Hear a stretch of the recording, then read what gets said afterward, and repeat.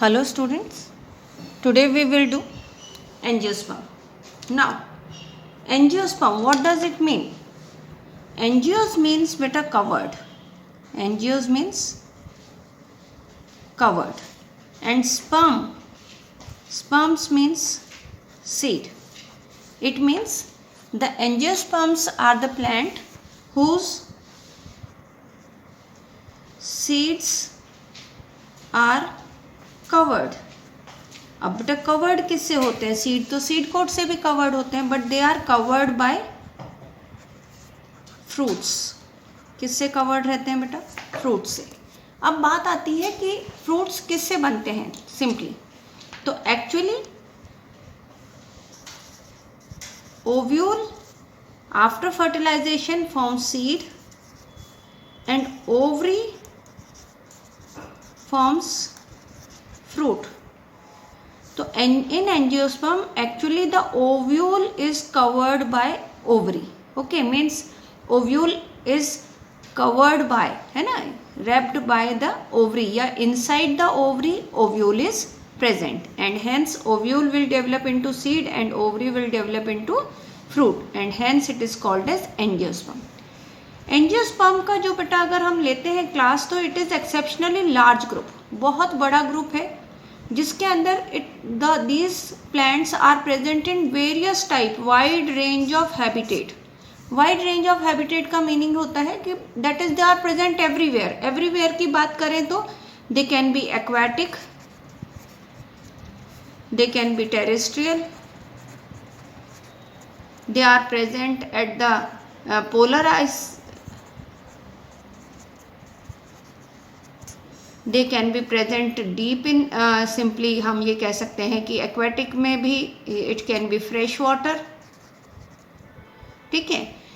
अब बात आती है कि they can present in the desert also, they are present in the marshy area, they are even present in those marshy area जिसको हम insectivorous plants कहते हैं, they are also the angiosperm. तो there is a wide range of habitat. Some of the angiospermic plants are very tiny and microscopic. Example is Wolffia. Wolffia. Wolffia is the microscopic plant. While at the same side, the eucalyptus is considered to be the tallest angiosperm. In gymnosperm we did that Sequoia जो है वो tallest tree था बेटा. इसके अंदर eucalyptus, it may reaches up to the more than 100 meters in height. Now we come on to the next thing that is angiosperm can be divided into two categories. One is the monocotyledon and second is the dicotyledon. Now on which basis they are divided? They are divided on the basis of the seed coat. जो seed cotyledon, sorry, if they have monocotyledon, mono means single, if inside the seed only single cotyledon is there then it is called as monocotyledon, and if there are two cotyledons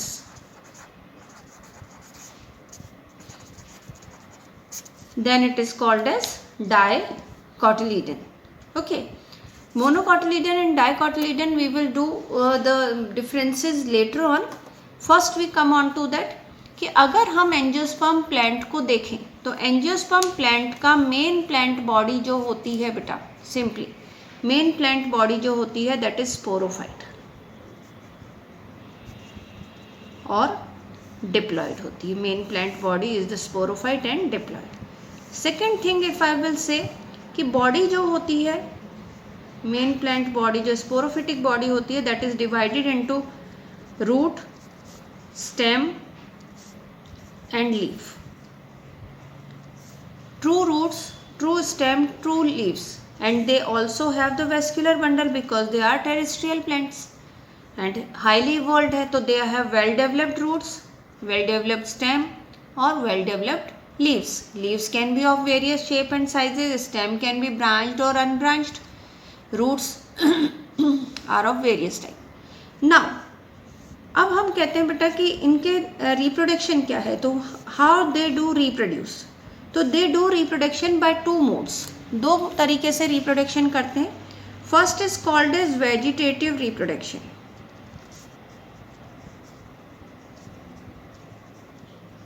Now what is vegetative reproduction?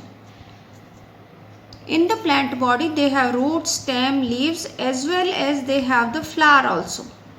Flower is actually a reproductive part. Okay, so these three, root, stem and leaves, these three are the vegetative part.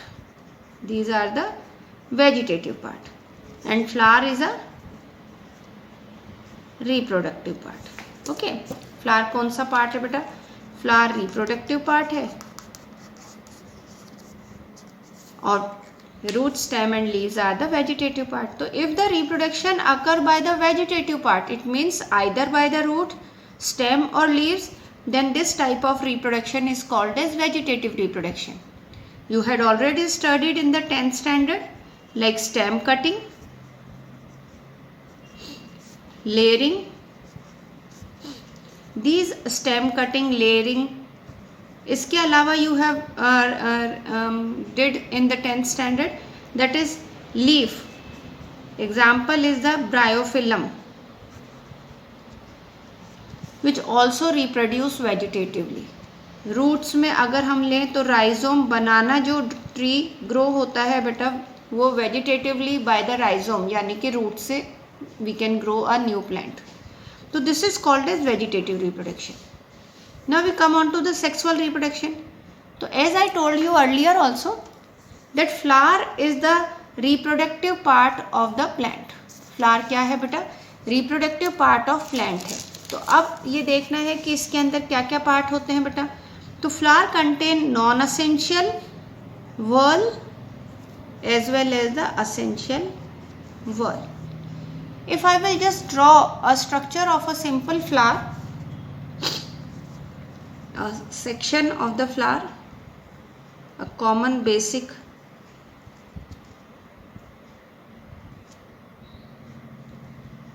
if I will just draw, this is the structure of flower and here these are the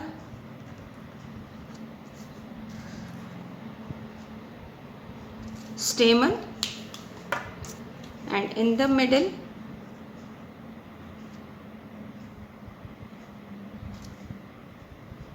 this is the pistil.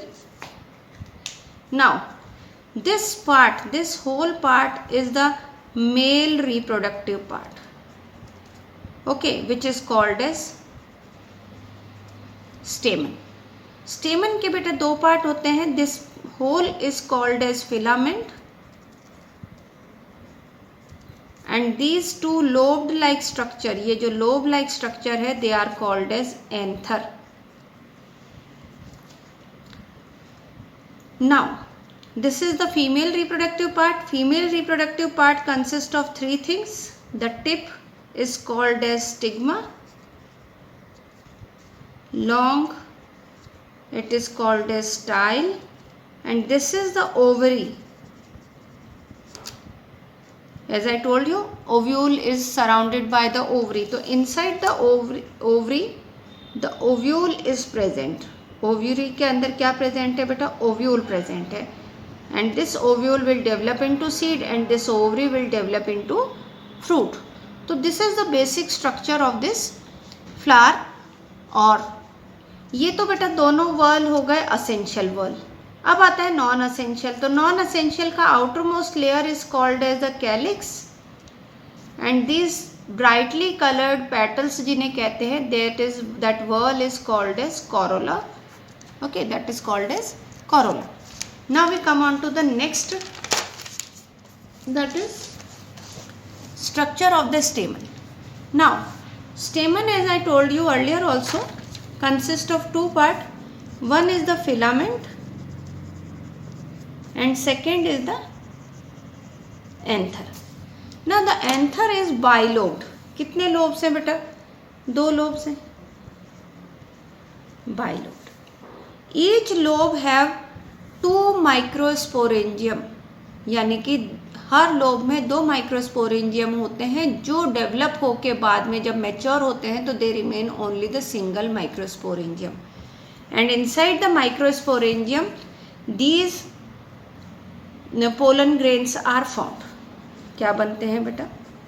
Pollen grains. Pollen grain किसको represent कर रहा है? Pollen grain represents male gametophyte. किसको represent करता है बेटा? Mail gametophyte को represent करता है. कैसे बनता है? तो इस एंथर के अंदर बेटा स्मॉल माइक्रोस्पोरेंजियम प्रेजेंट होते हैं, जिनके अंदर small microspore mother cell present होती है, जिसको हम कह सकते हैं MMC. It undergoes meiosis. ये मियोसिस करती है बेटा, और मियोसिस करके एक माइक्रोस्पोर मदर सेल से 4 माइक्रोस्पोर्स बनते हैं, और ये 4 माइक्रोस्पोर्स लेटर ऑन डेवलप हो जाते हैं बेटा into the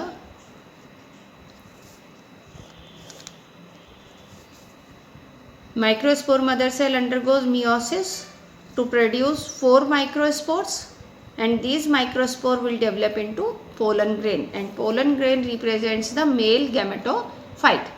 अब ये जो मेल गैमेटोफाइट है बेटा, इसके अंदर either it is of 2 cell stage or it is of 3 cell stage. तो इसके अंदर अगर मैं 3 सेल स्टेज बनाती हूँ बेटा, इसकी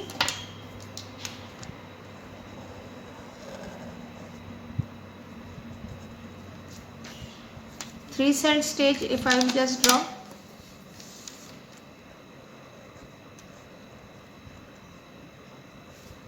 okay, and this is the outer layer which is called as exine, and inner one is the intine. बाहर वाली क्या कहलाती है बेटा? एक्साइन कहलाती है, अंदर वाली इंटाइन. तो these are the actually 2 male gamete. Okay, ये क्या है बेटा? 2 male gametes. Now this is the structure of the pistil, और you can say the female reproductive organ. Okay bachcha, this is the female reproductive organ. In the female reproductive organ is divided, which is also called as the pistil or carpel. This is upper one is called as, this upper one is called as stigma. क्या कहलाता है बेटा? ये stigma. Next is long style, and the lowermost swollen ovary, and inside the ovary the ovule are present. Now if we will just see, or just do see the structure of the ovule, so I am just drawing an anatropous ovule.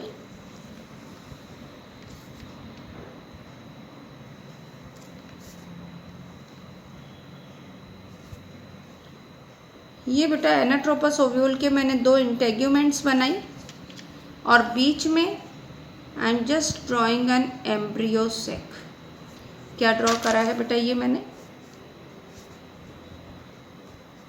Embryo sac. इस embryo sac में बेटा क्या क्या चीज़ें, कितनी cell stage present होती? तो यहाँ पे बेटा 3 cells are present. This end is called as chalaza end. So these cells are called as, all these 3 cells are called as antipodal cells. Second, in the center the 2 nuclei are present, and these 2 nuclei are called as polar nuclei. Okay, next at the lower side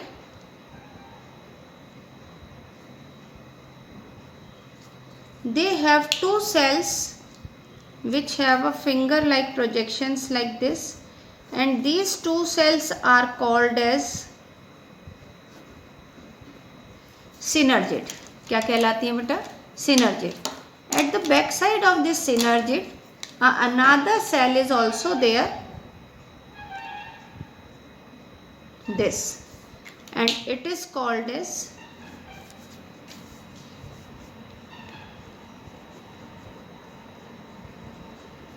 egg cell. ठीक है, क्या कहलाएगी बेटा? ये egg cell. तो simply हम ये कह सकते हैं कि ये 3 एंटीपोडल सेल हो गई बेटा. इसके अलावा that contain the synergid and the egg. In simply अगर अपन इसको एग भी बोल सकते हैं, 2 पोलर न्यूक्लियाई. तो how many cells are there? 1 2 3 4 5 6, and later on these 2 polar nuclei fuse together. बाद में ये दोनों पोलर न्यूक्लियाई फ्यूज हो जाती हैं बेटा और सिंगल सेल बनाती हैं. तो how many cells are there? 1 2 3 4 5 6 and 7. तो it is 7 celled. And how many nuclei are there? 1 nuclei, 2 3 4 5 6 7 8. 8 nucleated stage. तो means in angiosperm the embryo sac is 7-celled 8 nucleated stage. Okay, now these are the male and the female reproductive organ. Now we come on to the next thing, that these how the male gamete reaches to the female gamete. Now here this embryo sac, ये embryo sac किसको represent कर रहा है? Embryo sac represents female gametophyte.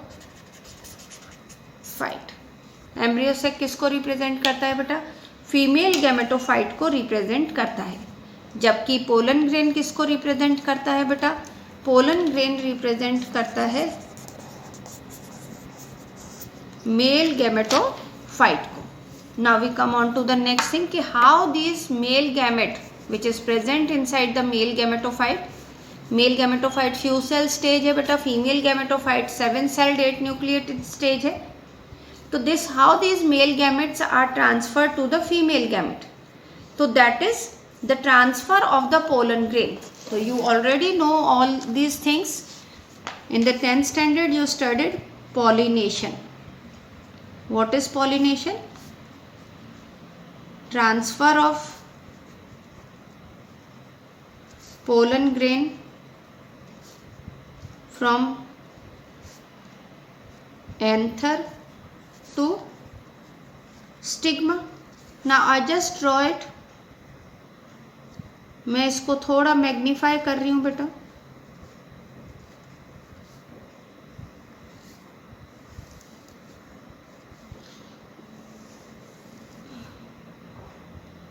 तो ये मैंने इसके अंदर ओव्यूल ड्रॉ कर दिया and inside the ovule the embryo sac is there, synergids, egg, polar nuclei, antipodal cell. Many pollen grain either of the same species or different species may come on the stigma, but all will not germinate. Only the pollen grain which belong to the same species will germinate, and once it germinate it forms pollen tube. Now the pollen tube जो बनती है बेटा, that is of various shape sizes. One of the pollen tube may reaches to the tip of the micropyle. कहाँ तक पहुँचेगी बेटा? इसके इस एंड तक, and this end is called as micropylar end. Now it carry 2 male gamete. क्या carry कर रहा है बेटा? 2 मेल गैमेट कैरी कर रहे हैं. Okay, what they are carrying? 2 male gamete. Now first male gamete haploid है बेटा, fuses with the egg, that is also haploid, to gives zygote. Okay, what it will give? Zygote, which is 2A. Now the second male gamete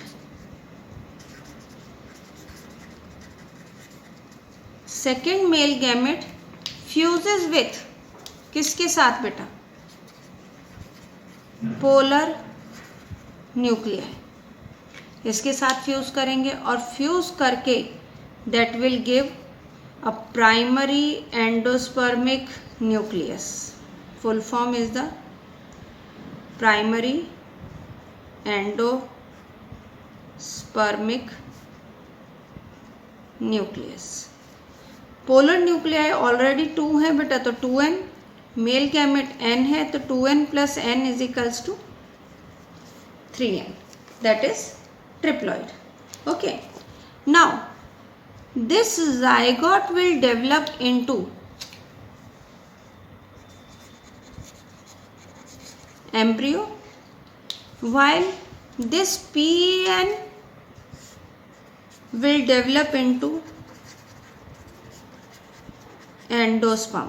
तो usually exam में ये question आ जाता है बेटा, NEET में भी क्वेश्चन आया हुआ है कि in angiosperm the endosperm what is the ploidy of the endosperm, कि एंडोस्पर्म की प्लॉइडी कितनी है. प्लॉइडी मतलब how many sets of chromosomes are there. तो the endosperm ploidy is triploid. क्या होती है बेटा इसकी, ट्रिप्लॉइड. सेम क्वेश्चन ये भी आ सकता है कि what is the ploidy of the gymnosperm endosperm. Gymnosperm के एंडोस्पर्म की प्लॉइडी क्या होती है. तो मैं अगर इसको इधर बनाती हूँ तो द प्लॉइडी ऑफ द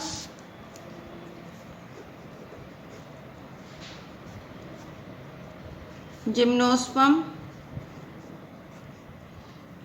का जो एंडोस्पर्म होता है उसकी प्लॉइडी बेटा n, यानी वो होता है हैप्लॉइड. ओके, और एंजियोस्पर्म का एंडोस्पर्म क्या होता है बेटा, ट्रिप्लॉइड. तो this is as 2 male gamete fuses with the 2 female gamete, that's why it is called as, this type of fertilization is called as double fertilization. Why double fertilization? Because 2 male gametes are involved and fusing with the 2 female gamete, and double fertilization. And second is called as triple fusion. Now why it is called as triple fusion? Because the PEN, primary endospermic nucleus, is formed by the fusion of 2 polar nuclei and 1 male gamete, and hence a triploid is formed. That's why it is called as triple fusion. Okay, now once this is over, pollination के बाद fertilization is over, then which part of the flower will develop into what? तो simply हम कहें कि zygote will develop into embryo. Okay, endosperm may remain persistent. Oh sorry, not endosperm. PEN, primary endospermic nucleus, may develop into endosperm. Next is whole ovule. Ovule will develop into seed, and then the ovary will develop into fruit. So these are the changes occur in the angiosperm after fertilization. Okay, so this is about the life cycle of the angiospermic plant. Now we come on to that कि how this life cycle happen, किस तरह से इसकी life cycle होती है. तो simply I am just taking the book, that is page number 41. Now in this page number 41 we can see this sporophytic plant, mustard का बेटा. इसमें ये flowers है. As I told you, it is divided into root, stem and leaves, and the reproductive structure is the flower. Now flower bear both anther as well as the stigma. Anther, inside the anther microsporangium is there, and these microsporangium, one microsporangium undergoes meiosis to produce 4 microspore, and these microspore later develop into pollen grain, and this shows the gametophytic generation. From here, once here the meiosis occur, then it enters into the gametophytic generation. Same here beta, inside the ovary, ovule के अंदर एक megaspore mother cell होती है. Megaspore mother cell will give rise to the embryo sac, and this embryo sac, as I told you, 3 antipodal cells, 2 synergid, 1 egg and 2 polar nuclei. This is also a gametophytic generation. This is female gametophyte. Question आता है बेटा, which is the female gametophyte in angiosperm? तो you will say the embryo sac. क्या कहोगे बेटा? Embryo sac. Which is the male gametophyte in the angiosperm? The answer will be pollen grain. Now once the pollen grain reaches to the stigma पर पहुंचेगा, it will germinate and carry the 2 male gamete, and ultimately it reaches to the egg, and once the first male gamete fuses with the egg to form the zygote will develop into embryo will form the seed, and seed germinate to produce the plant. So the darker yellow color is showing the gametophytic generation, while the pale yellow color or the creamish color is showing the sporophytic generation, which is diploid, and the gametophytic generation, which is haploid. So this is about the angiosperm. Now our plant kingdom chapter is over. Now we will come on to the kingdom Animalia. Thank you.